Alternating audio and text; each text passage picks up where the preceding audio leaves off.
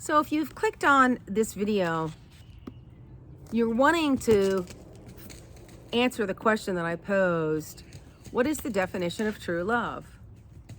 So I'm going to get into this. I'm going to talk about it from a perspective of you being single and finding true love, and the perspective of you already being in a relationship and further defining that true love. Now, I'm not a love expert. I'm not any of that. Okay? My name is Nina Zapala. This is a place to talk about spiritual personality typing, the roadmap to your true self. What I do talk about is spiritual personality typing. And what I know for sure is when you find your true self, you're finding love. You see, I define spiritual personality typing, and this is the pillar of this theory, and I'm bringing a new paradigm to personality typing. But I believe the soul of spiritual personality typing is we are spirit beings here having a human experience. Furthermore, I also believe that we choose our personality types because the soul needs those exact cognitive functions, indicators, traits to express itself in the world. So it uses your personality type to express itself from a higher conscious level, right? And if you're not loving yourself, your true self can't express through that. It doesn't express through fear. It just can't do that. So I wrote something down, and I rarely write things down because I'm an ENTP. I'm not that detail oriented. Just being honest. But let me just read this, and then we can talk from here. So what if loving yourself is the definition of true love? What if loving your true self is an embracing of your dreams, your hopes, your fears, your hurts, what is, what could be, a love of open hearts and minds, a visionary, to see love in all things, worth fighting for every day, beyond your personality type, and we'll get into that, and allowing yourself just to love you as exactly who you are.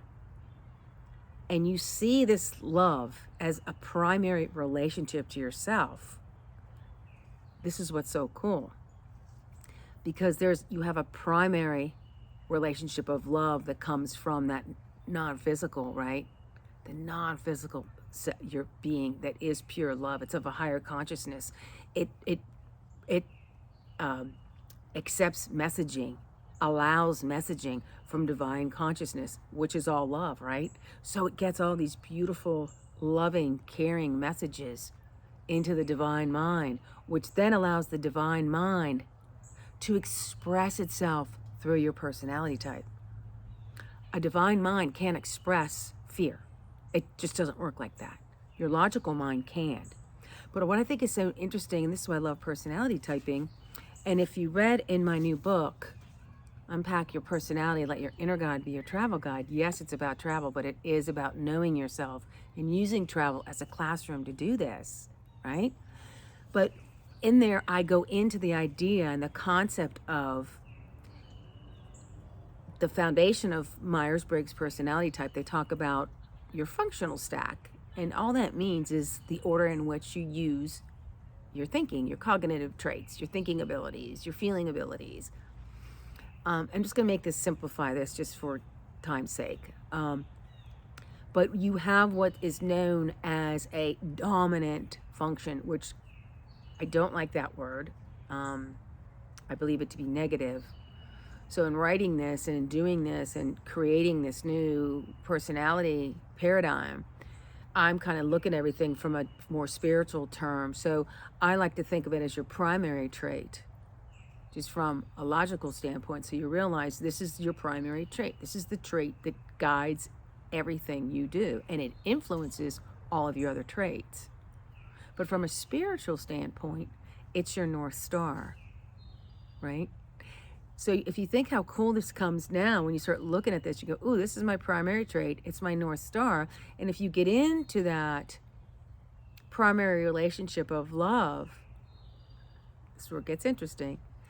You can lead your life from your North Star in a loving capacity. You let the love reign over your North Star and then let it guide you, because your North Star is already going to illuminate a pathway.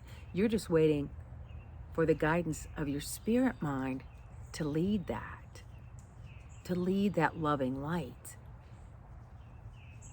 So let's get back to what I said. So what if loving yourself is loving your true self? That all-knowing place from within that's connected to the universality, that's what I call it, the universe of all love, all the goodness of all things.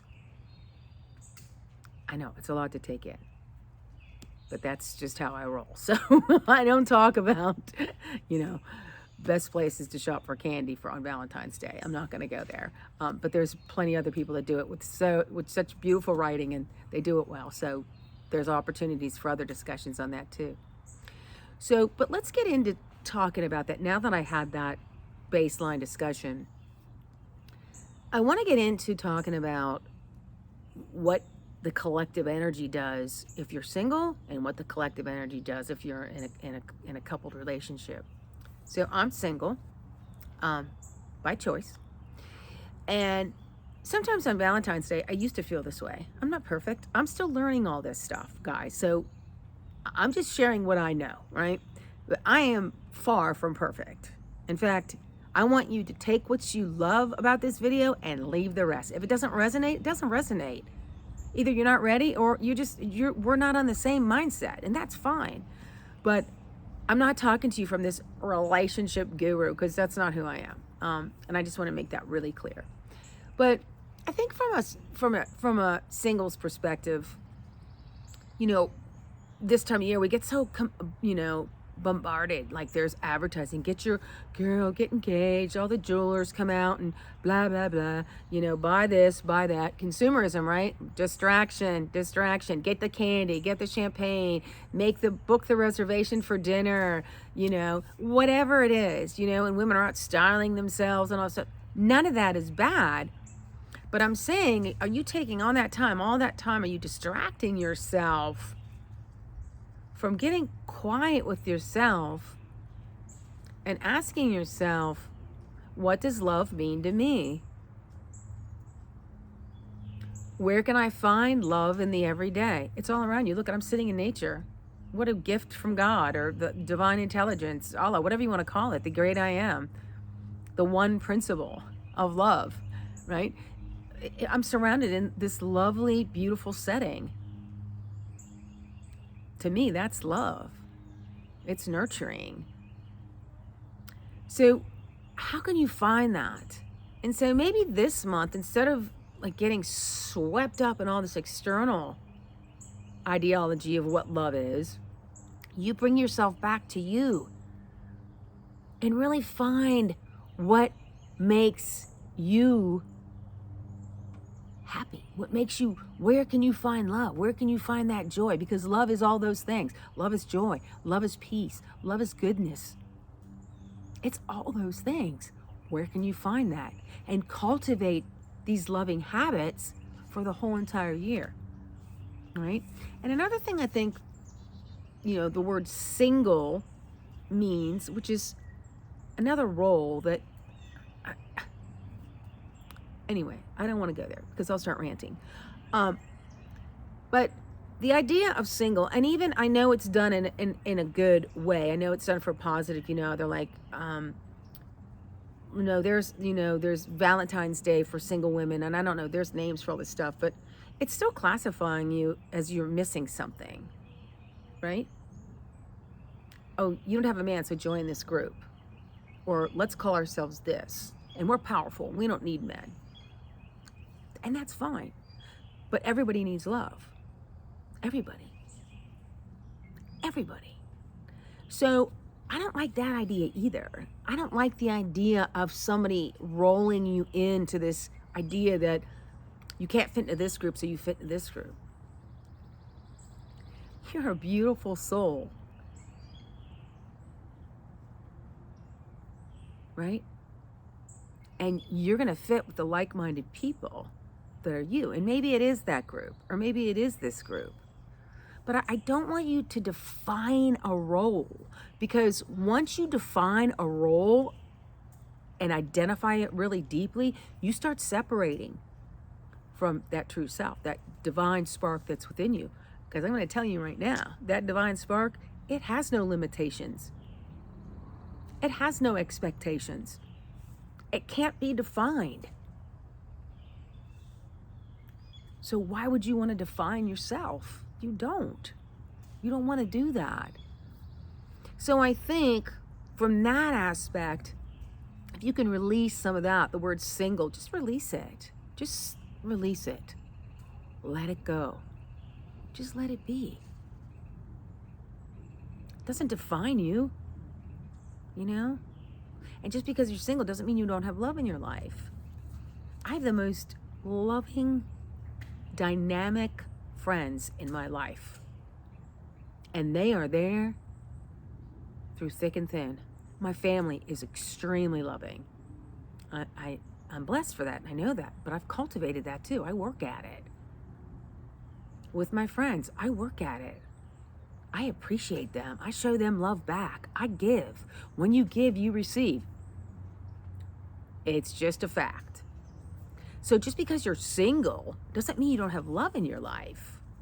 You know? Oliver, I don't know where he was. He was here a minute ago. My dog. He's a great love of my life. You know? He's just with me everywhere. He's just always happy. And he brings joy in my day. And, you know, my friends do the same thing. I mean, I just recently caught up with a friend I haven't talked to in 5 years. We were on the phone for an hour. Like we didn't miss a beat. It's because we come from it from love, not from an expectation. It's like, why didn't you call me? That's not love. That's not love. That's not accepting that they didn't call you because it wasn't right time frame for them, or not a right time frame for you. Love is acceptance. Love is acceptance of yourself first. Because when you start doing that, everything else gives way to acceptance of everything. And it's what I talked about here. Having an open mind. Having an open heart. That's what it's about. So if that helps you in any way, and I'm going to put down below if you're not feeling love, because love is hard for me to define too. It's a hard word for me. My feeling preference in my personality type is number 3, which is an emerging trait, which is emerging now as I reach maturity, which I call emerging, which I love. And we can get into that. That's going to be, I'll start talking more about traits in this year. But, so I don't, like, some people really feel love really deeply. I'm not one of those people as of yet. So for me, the way I look at love is goodness. It's the goodness of everything. Like I said, it's the joy. It's the harmony. It's the peace. To me, it's nature. It's all that is good. So however you define it, and we're all different, and my idea and your idea is going to be probably black and white. Probably one end of the spectrum to the other. And that's okay too. But I'm going to, what I was starting to say, and I went off. What I'm going to do is, I'm going to leave, Louise Hay has a great book. It's an old time book. I don't know if you're familiar with the Louise Hay. She's awesome. But she has a book on mirror work. And what mirror work is mirror work is you looking in the mirror. There goes for Jason the dog. Mirror work is looking in the mirror, looking straight into the deepest part of your eyes, looking in the mirror, in your eyes, to your soul, and telling yourself you love you. And you do that every day for 30 days, for this whole month of February, your life will change. It just does. That book is magic, right? So I'll put that in the description box below for you all to use that as a tool, okay? And then, so I talked about the single thing, and I want to talk about coupling too. Like, so if you're in a relationship and you're going for Valentine's Day, and I know when I was in a relationship, it was like, where are we going for dinner? What are we gonna do? And then I don't know, I don't want to go to dinner. It's gonna be too crowded. And we're talking about all this external stuff. No, where's the togethering? Where is the togethering? And first, excuse me, you're gonna need time, just as you are if you're single. It's all about taking time and reflecting to get into that true self. I'm gonna tell you, introverts, and I'm not stereotyping, it's just the way your traits are aligned to work, which is beautiful. You are a lot more likely to take those time for reflections in your relationship, probably more so than an extrovert. An extrovert is very happy and welcoming for the outside world, so they're a little bit more distracted. I know I am, and it's not true for all extroverts. And I'm an extrovert with a big introvert influence. I mean, I'm so borderline on the two because I need to hibernate. But for the most part, introverts, they have such a deep love. But for them, it's really, really hard to express it. It's hard to bring all of that they're thinking and imagining and wanting. It's really hard for them to bring that into the physical world. It's just hard. And it's just the way it is. So for you might be a writer and share a poem, right? Forget the candy, no. Maybe you just do that. Or maybe you aren't good with words and you love being around your partner, your spouse, your better half, whatever. And you use a card and you say, my gift to you is, as soon as the weather is appropriate, I want us to start experiencing hand holding walks after dinner at least 3 times a week.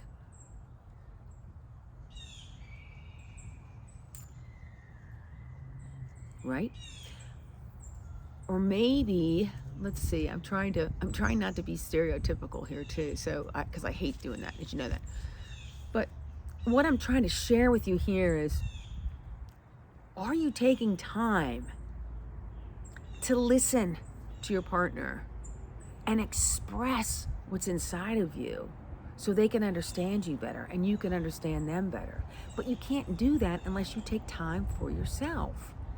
It's about finding that true self within, so then you can share your true love externally, right? So you go from within to out. It's coming from the inside out. And you start expressing that, right? Maybe it's not all this fanfare of going everywhere. Maybe you just skip Valentine's Day. I'm not saying in a bad way, but the fanfare and all this. And maybe you just like, I plan something different. Maybe you travel, because this is one of the reasons why I believe, and I write about this a lot in the book, why I believe travel is such a great opportunity to jump out of your life, to jump out of your personal reality as it is in your daily routine, right? And maybe you just take a weekend and you go to a place, leave the kids. And if you have kids, love on your kids, absolutely. But I'm not talking about you always externally giving. This is about loving, bringing love to you, so you can enjoy all the virtues of it, the peace, the harmony, the joy, the contentment, the compassion for others. That when you bring that love to you, that's what happens. If you're always giving it out, you don't have that. You're frantic and anxious. I know, I did it. So let's just say you do something like that. You and your spouse go off for a weekend and you just talk like you did when you're first dating. Like, what do you want to do with your life? Like, okay, like after this career bubble or after the kids, where do we want to go? Do we ever want to retire? Do we want to retire in another country? Do we want to move closer to the kids? Whatever it is, Every personality type is different. Every personality. So the ideas are going to be different. And your ideas and your spouse's ideas are going to be different too. So how do you see that collaboration coming to this beautiful, loving fruition so you can both enjoy long-term love with each other? And you can understand the goals that each of you are working towards, you know? Maybe your spouse is in a very high-powered career and they're constantly on. So maybe after their career, they want silence. They don't want any, they don't want a big city. They might want to move to the country and start a garden. And you, on the other hand, are like head slow and you're like, no, I'm ready for some excitement. So if that is it, how can you work together and make those things a reality for each other in a very loving way? Right? How can you do that? And maybe those are the things you need to be discussing instead of like just talking about, something superficial over dinner and a box of chocolates or a piece of jewelry, which I'm all in for the jewelry. Actually, I love jewelry. But you know what I'm saying. So when you take Valentine's Day and you're looking at it from these specific viewpoints and seeing that love really is a true calling,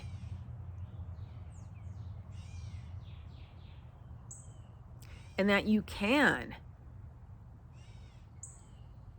work on this as your purpose in life, because it is your purpose. I believe it is your purpose in life, is to find and define love for yourself, live from that, and then use your personality type to be able to express it in the world.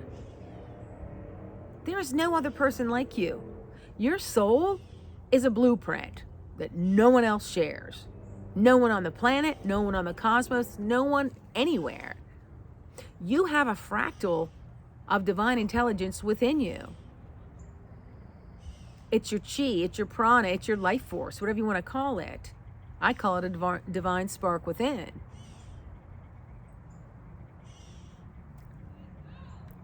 It's a gift. It's a gift of love that was given to you by all that is. So how do you want to express that? This is a time to really think about that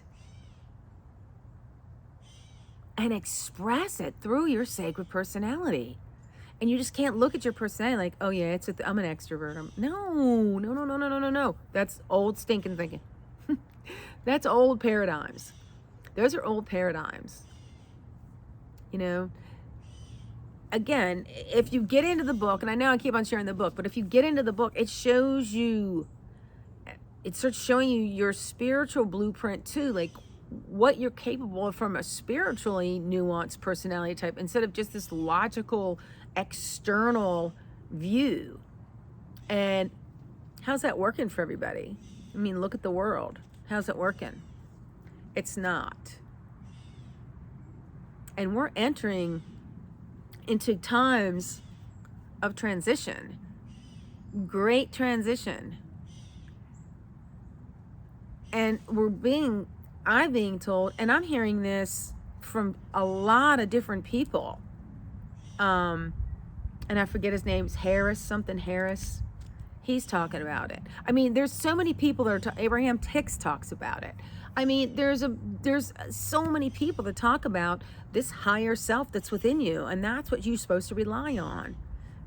And Valentine's Day is just such a great example. Like, they turn your head, and I don't know who the they is, but I've always asked it since I was a little kid. I'm like, Mom, who's they? Who is they that are telling us what to do?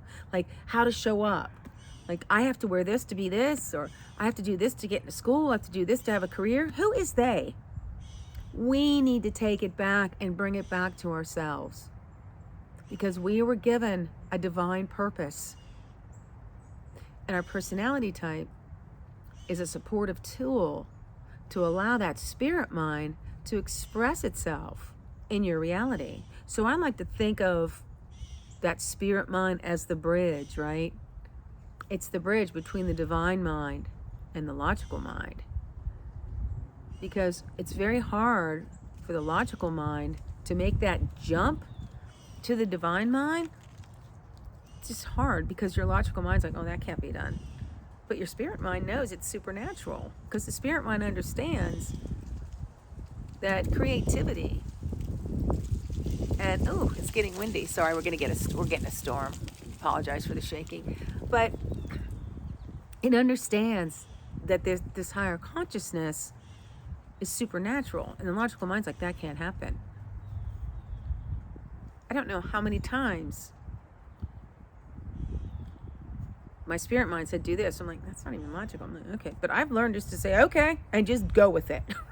All right, let's just go. Because I know you never are wrong, and I'm just going to, it's like using your gut instinct.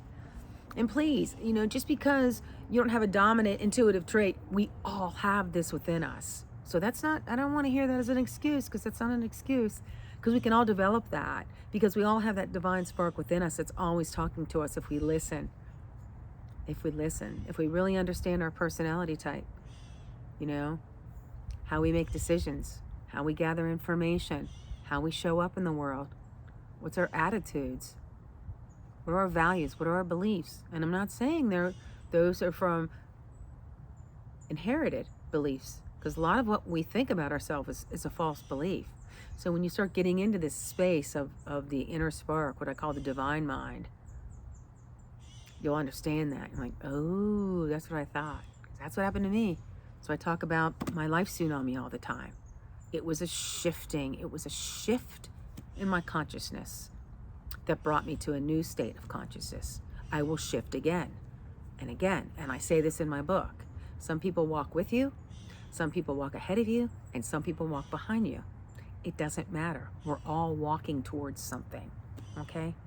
So this Valentine's Day, I want you to find true love. Look in the mirror and know that you and your relationship with yourself is the greatest love you'll ever have. That's my truth. I don't know if it's your truth. I'm going to leave some blog posts. You're going to have to, if you want to bookmark this, that'd be great, because I'm going to do 4 blog posts that all talk about loving yourself, loving your business, all kind of love stuff on the blog this month. So I'll check back with this. Of course, hit the like, subscribe, and share this with somebody that you think needs more love in their life. All for now. Nina Zapala, spiritual personality typing. Want to learn more about yourself? Grab my book. It's everywhere. Amazon, Barnes & Noble, Apple Books. Enjoy. And thanks for taking the time to listen. I hope you learned something about yourself.